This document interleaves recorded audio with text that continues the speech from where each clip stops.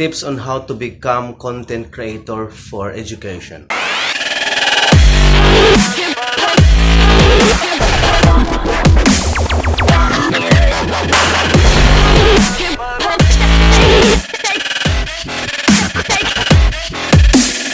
Before anything else, para sa mga hindi po nakakilala sa akin, ako po si Lloyd Benitez de Guzman po, a division of Puerto Princesa City. I started to become a YouTube content creator po way back 2012, but unfortunately, medyo naglaylo po ako ng mga ilang taon po. Kaya bumalik po ako, pagiging aktibo po sa YouTube as a YouTube content creator was just 2019 lang po.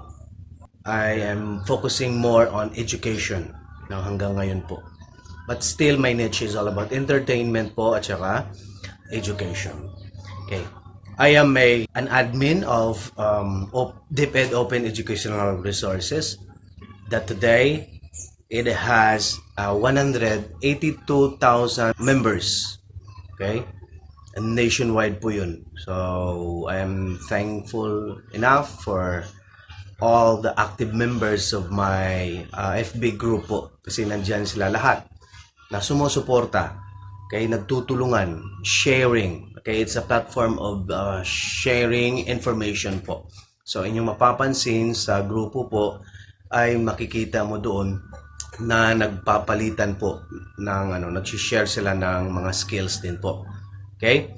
So, may Facebook page din that has a 10,000 plus followers and 10,000 likes po sa OER din po natin. So, yun po yung kinaganda. And then, dito po sa DepEd OER, absolutely no selling products. Kasi I'm always telling them that there are lots of FB groups about promoting their businesses. So, in OER, bawal po yun. Hindi ko po pinapayagan. Okay? I'm also an admin of DepEd Teachers. So, sa DepEd Teachers po, ngayon po ay mayroong 8,700 plus members. Okay, doon naman po, of course, lagi ko rin pong pinaalalahanan ng mga members na if they want to promote their businesses or their business, must be legal po. Okay, doon naman po sa channel na yun ay pwede po yung business pero dapat legal kasi nga ang dami nang naluloko ng mga teachers po, mga scam, okay? Kaya sabi ko, dapat i-report po nila agad. Okay? So, yun. Okay, Lloyd Benitez de Guzman YouTube channel is, it was all about entertainment. So, if you notice on my channel, may mga videos na nagbibigay ng good vibes.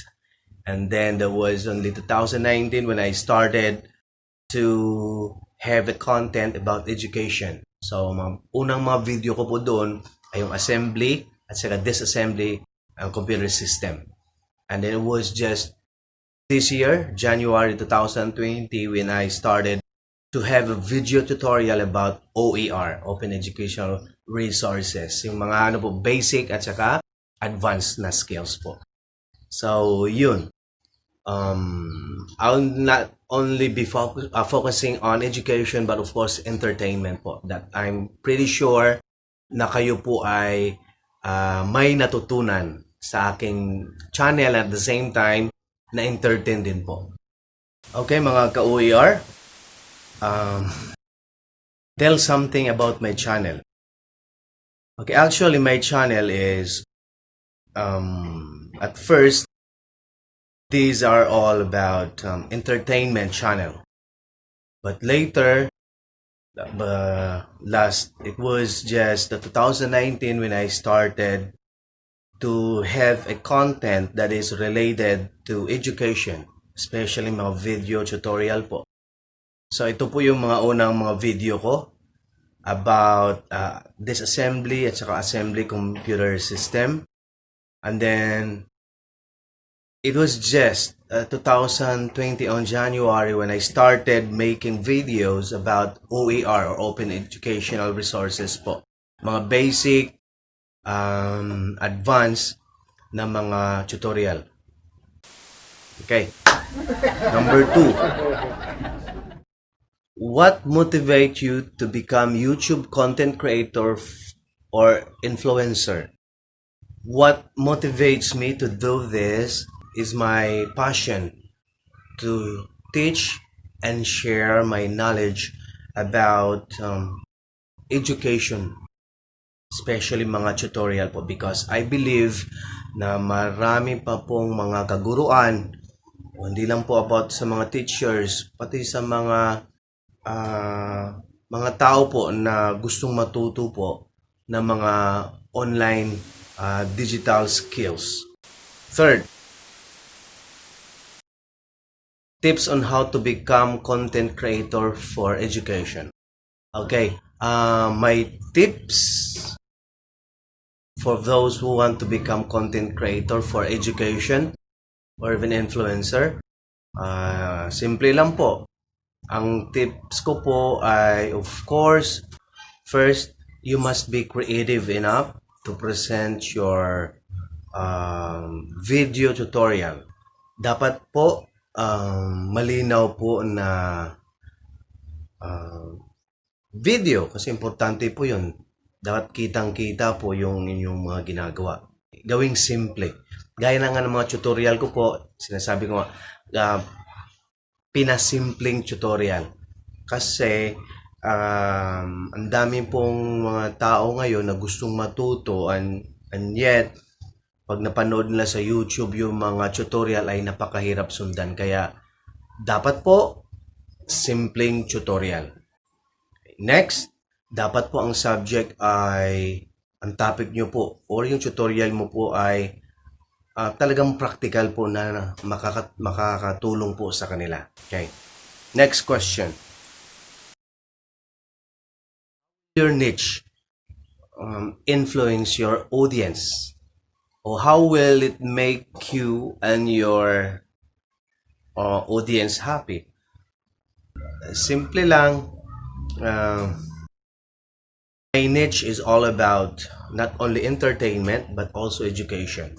So mostly I influence them on about education kasi based on the feedback na aking naririnig ay ang dami pong nagpapasalamat sa mga tutorial, mga practical na tutorial na talaga pong nagagamit po. Okay? Nagagamit po sa kanilang pagtuturo. O kahit na hindi sa teaching, maging sa personal digital skills po, nagagamit po nila. And they are so happy. How did I know it? Because of their feedback. Okay, pinipim na sa akin, sir, I am so much grateful. Diba? Kasi ang dami ko pong natutunan sa channel. So, yun, tumpak. Yun yung purpose kung bakit tayo may ganitong niche about education. Okay, fine. Show us your sample uploaded videos. Okay, so ipapakita ko po sa inyo kung alin video po ang mas maraming mga views, most viewed videos, or trending videos. Ito po.